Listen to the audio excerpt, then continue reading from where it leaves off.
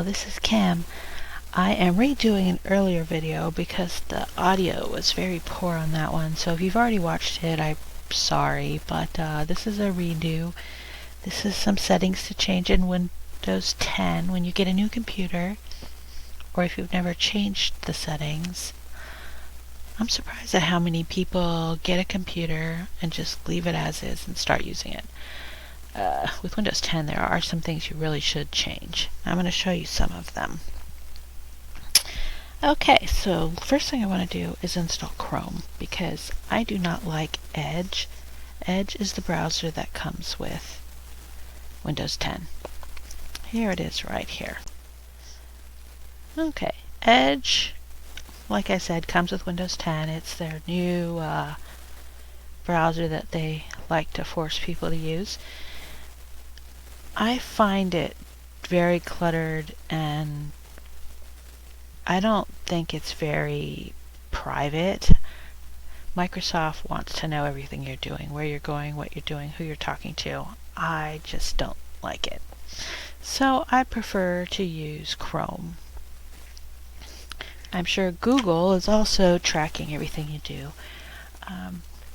For some reason it doesn't bother me as much. So anyways, I'm going to get Chrome. It's a faster browser. It works really good with the Google Docs, and if you're a Gmail user, it works well. Anyways, so here we go. I typed in Chrome. I'm going to download now. It will install it for me. I always like turning all these little extra things off. Download Chrome. It's downloading down here. Okay, now it's ready. I'm going to double click. And then click. So it says right here, click Run. If you're prompted, click Yes. There we go. It's downloading it.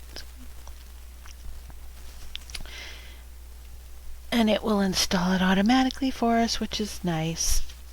I like Chrome. It's very simplistic in its look. It's clean. It's not a bunch of cluttered ads all over the front page, which is nice. When I go on the internet, it's because I'm looking for something, and I just think it looks nicer. So there we go. So now we have Chrome. Doesn't that look better? So things you've been to recently will be here. Otherwise, you just click on here to type something, to search for it. Okay, so let's close that. The next thing you want to do immediately after you get into the computer is run Windows updates. This will get you up to date on security. So to get to that, go down here to the Start button, click on Settings, and this will give you all the settings for the whole computer, but where we're going to start is Update and Security. If you had any updates, I've already ran them on this computer, but it would be right here, and it would say install, download, whatever. So it'll tell you what up here, right in this section here, will tell you what updates are available. So go ahead and run them. It may take a while. Some take a long time. There's a recent update that takes probably 15 minutes to install, and then once you are done, it'll say restart now. So you restart your computer, and it'll take another 15-20 minutes for the computer to come back up because it's installing that update. And that's normal. Don't worry. There have been some updates that could take up to an hour. So it's a good idea to do this when you don't need to use the computer, like maybe when you're getting ready to log off before you go home, or if it's your home computer, maybe before you go to bed. Run it. And get in the habit of doing it often, like once a week maybe. Just check for updates, make sure you're up to date.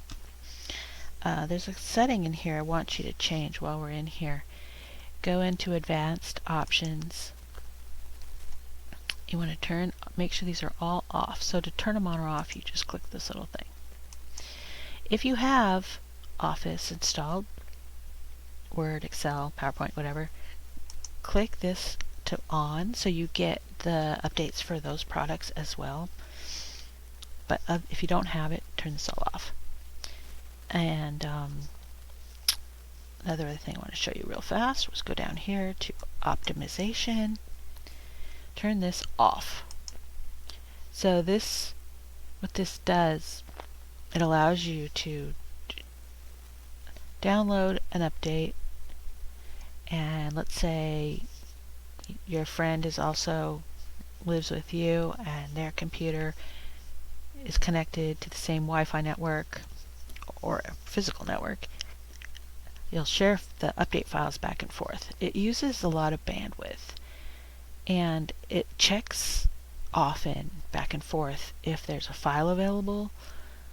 That's what my understanding is. So it's just using your bandwidth when it's not necessary. Just let each computer download its own updates. I think it's just a better idea. Okay, so anyways, now the next thing I want you to do, go back. Let's close it so you can remember. See how I get in here again. Start, settings. Okay, there are settings within each one of these tabs. I'm not going to go through them all today because it would take forever. So we're going to just kind of focus first on privacy. So this one, there's a lot in here. First of all, I turn everything off. I don't want them tracking me. I don't want them sending me suggestions. I'm going to give them as little access to what I'm doing as possible. So that's the general tab. Speech.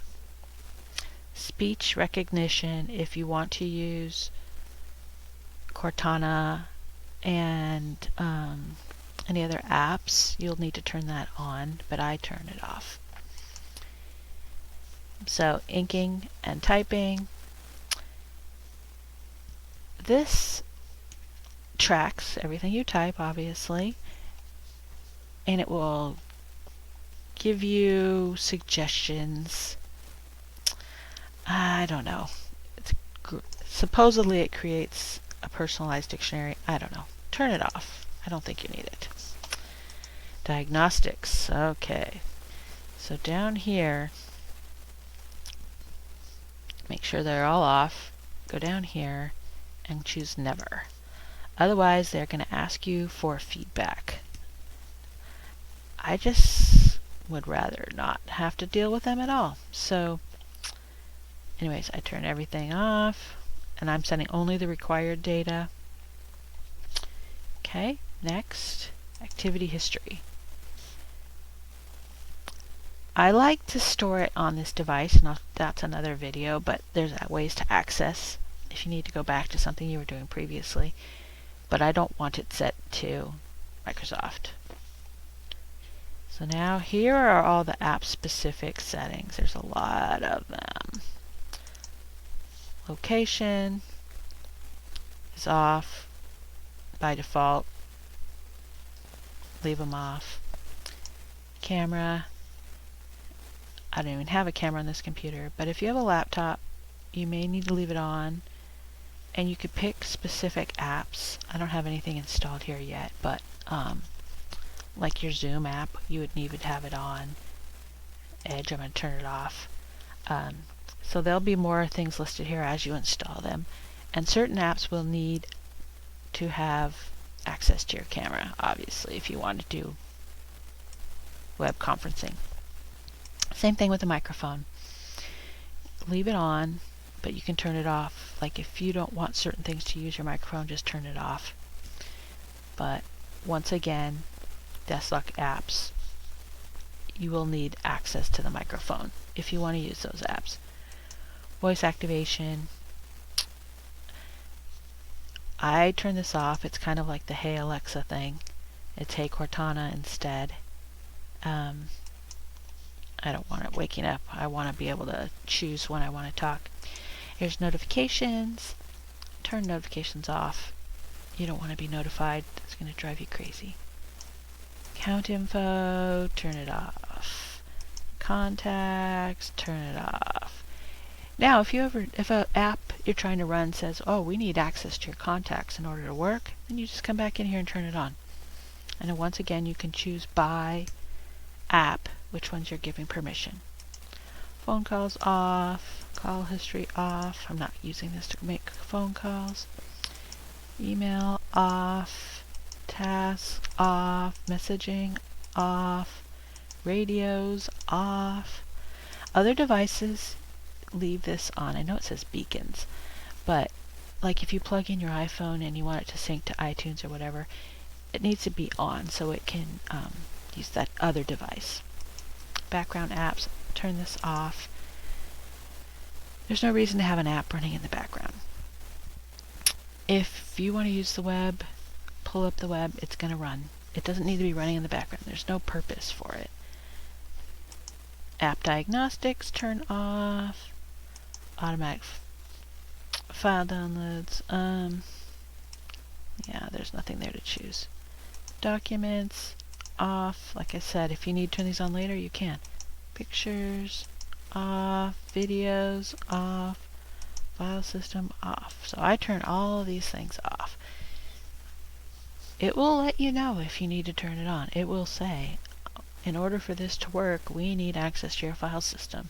So then you come back into Settings, File System, and turn it on. So that's pretty much the privacy settings area. I'd love for you to go through each and every one and just read it. It's pretty self-explanatory what each thing is. One last thing I wanted to mention, because someone asked me about this. Sometimes this search box is missing. This search box I use all day long. It's just a faster way to find anything. It searches your computer for apps, also for anything you want on your computer. Actually, you can get in here. But if it's missing, go over here to the dark part of the taskbar.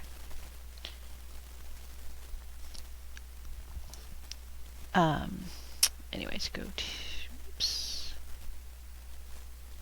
It's right here under search. So it can be hidden. It could be show search icon or show search box. This is a search box. So if it's hidden, it's hidden. That's Cortana. See, there's nothing there. So go back in here, search. So search icon. So if you have a little magnifying glass, it's like the box, but you have to do an extra step to click up here to bring it. So back over here, search, show search box, and that'll bring back the box. So it's up to you how you lay this out, but I like the search box. I think it's the fastest. It just saves you an extra step. Okay, now since you've stayed here till the very end, I'm going to show you something really cool.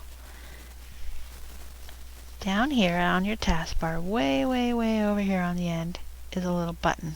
If you click it, it clears your desktop. Click it again, it'll come back.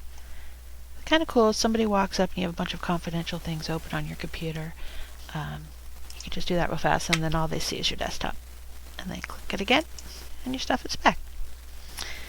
So thank you so much for listening. I hope this quality was better than the first one I did of these settings. I'm new to YouTube and I'm figuring this all out, so please be patient with me.